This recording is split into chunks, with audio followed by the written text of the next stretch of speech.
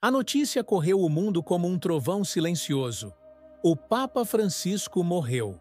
E junto com essa informação, uma pergunta voltou a ecoar nos bastidores da fé, da história e da profecia. Estaria se cumprindo a antiga revelação de São Malaquias? A ideia de que o Papa Francisco seria o último líder legítimo da Igreja Católica antes do surgimento do falso profeta, aliado do Anticristo, voltou a ganhar força. Seria apenas coincidência ou o sinal de algo muito maior que está prestes a acontecer? Ao longo deste vídeo, vamos analisar os fatos, as profecias, os símbolos e os detalhes ocultos que poucos ousam comentar. E já te faço uma pergunta. Você acredita que estamos vivendo o cumprimento profético descrito em Apocalipse? Comente aqui embaixo, porque a sua opinião vai enriquecer esse debate. Agora, prepare-se. O que você vai ver a seguir pode mudar a forma como você enxerga os tempos atuais. A morte do Papa Francisco não é apenas o fim de um ciclo religioso. Para muitos estudiosos e cristãos atentos aos sinais, esse evento pode representar o estopim de uma das maiores viradas espirituais da era moderna. Desde o dia 14 de fevereiro de 2025, quando foi internado com um quadro de pneumonia grave e insuficiência renal, os boatos sobre sua fragilidade se espalharam. Mas ninguém estava realmente preparado para o que viria. O anúncio oficial de sua morte, justamente após o domingo de Páscoa, data simbólica, marcada pela ressurreição. Coincidência? Talvez. Mas para aqueles que acompanham a chamada Profecia dos 112 Papas, atribuída ao bispo irlandês São Malaquias, o momento parece ter sido milimetricamente encaixado no relógio profético. Segundo essa profecia, o Papa de número 112, identificado por muitos como Francisco, governaria em tempos turbulentos e sua morte anunciaria o início da grande tribulação. E aqui vem o ponto mais assustador. O próximo Papa, ainda não escolhido, seria uma figura sombria, apontada nas Escrituras como o falso profeta do Apocalipse, aquele que abriria o caminho para a ascensão do Anticristo. E aí, meu amigo, fica o alerta.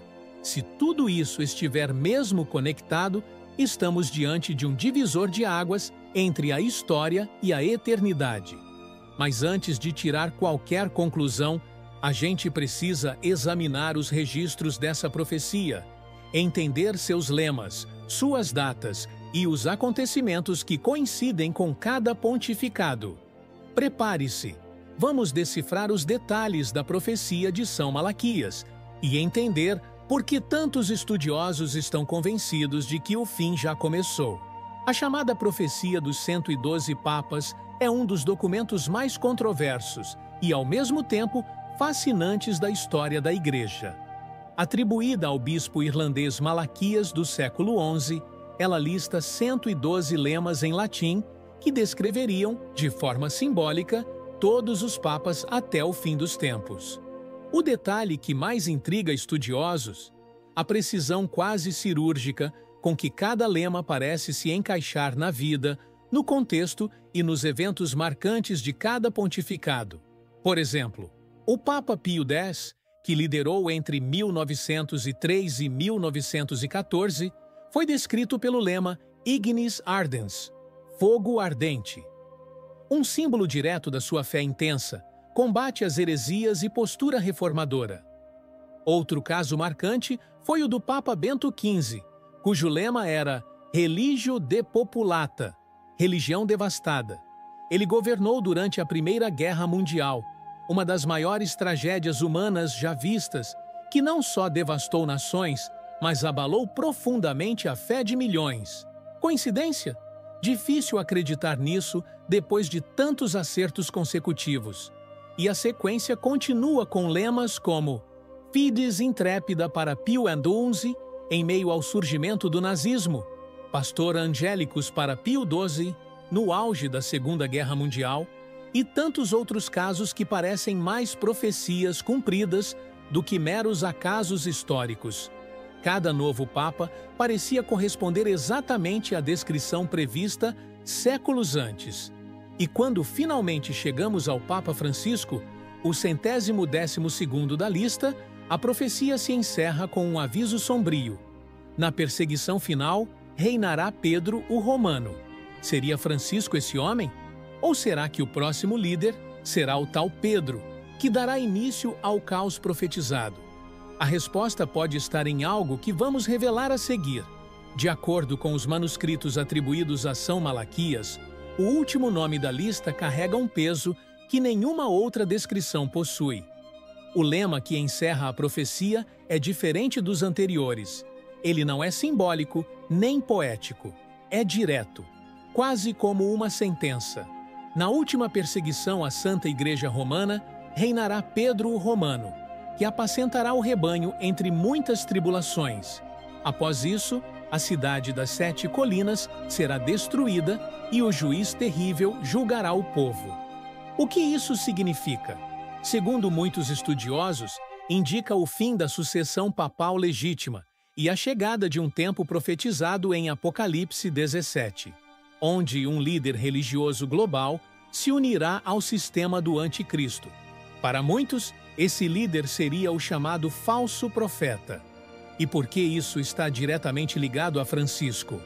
Embora argentino, Jorge Mário Bergoglio tem ascendência italiana e o nome Francisco foi escolhido em homenagem a São Francisco de Assis, cujo nome de batismo era Giovanni di Pietro, ou seja, Pedro. Soma-se a isso o cenário atual do Vaticano: escândalos internos, divisões teológicas, queda na autoridade papal e crescente pressão global por um líder espiritual alinhado com os interesses de uma ordem mundial unificada. Pouco antes de falecer, o pastor Daniel Mastral mencionou algo chocante: a teoria do 8º rei de Apocalipse 17, que estaria prestes a se manifestar com a morte do último Papa legítimo. Segundo essa leitura, Francisco encerraria o ciclo e o próximo Papa poderia ser, de fato, um impostor. Um nome simbólico, revestido de autoridade, mas que serviria a outro senhor. E agora, com a cadeira de Pedro vazia, o mundo aguarda, talvez sem saber, o próximo passo de um plano antigo. Mas será que estamos preparados? Se você ainda tem dúvidas de que o Papa Francisco pode ter sido o último da lista profética, então preste atenção nestes 3 sinais que têm chamado a atenção até dos mais céticos. O primeiro está no nome. Como dissemos, a profecia fala de Pedro o Romano, e embora Francisco não carregue esse nome diretamente, ele homenageou São Francisco de Assis, cujo nome de batismo era Giovanni di Pietro, ou seja, João, filho de Pedro. E mais, sua família tem raízes italianas, conectando-o à cidade das 7 colinas, Roma. Essas associações não são apenas simbólicas, elas apontam para a possibilidade de que o nome profético se manifeste por linhagem, não por título. O segundo sinal é o cenário turbulento de seu papado. Desde que assumiu, Francisco enfrentou divisões internas, escândalos sexuais, renúncias em massa e uma crescente tensão entre alas conservadoras e progressistas da Igreja. Muitas de suas decisões dividiram fiéis e causaram rupturas. Para quem estuda profecias, esse caos interno pode simbolizar a tal destruição espiritual da Igreja profetizada no fim da lista de Malaquias. O terceiro ponto, e talvez o mais alarmante, foi a renúncia inédita de Bento XVI, que abriu espaço para a ascensão de Francisco. Durante séculos, papas só deixavam o trono pela morte. A renúncia de Bento foi vista por muitos como um marco profético, um rompimento com a tradição que sinalizou o início do fim da sucessão legítima.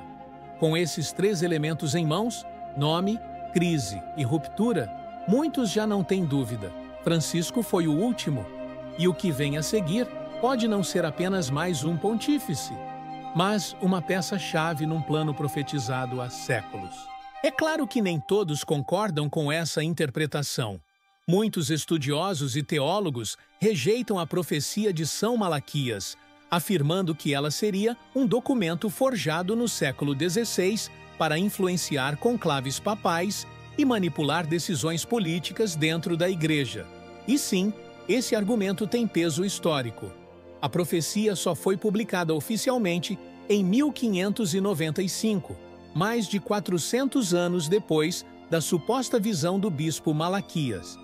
Há quem diga que as descrições dos papas até o século XVI são incrivelmente precisas, mas que os lemas posteriores se tornam cada vez mais genéricos, permitindo múltiplas interpretações.